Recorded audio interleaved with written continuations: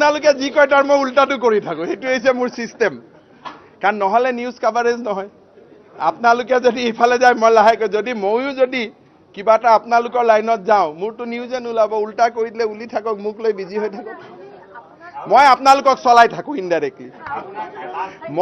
মই অসমৰ সংবাদ মাধ্যম, আপোনালোকে মোক এটা চেনেল এখন পেপাৰৰ লগত জড়িত কৰি থাকে।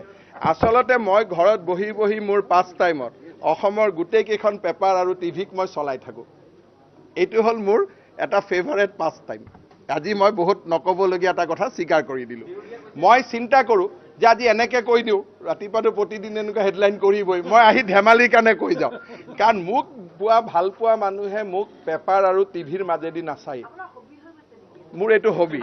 তাৰমানে মোক যিবিলাক ভাল পোৱা মানুহ আছে সেইখিনিয়ে মোক পেপাৰ আৰু টিভিৰ মাজেৰে নাচায়। চালেতো মই কটনৰ পৰাই হাৰিয়ে থাকিলোহেঁতেন। গতিকে মোক ভাল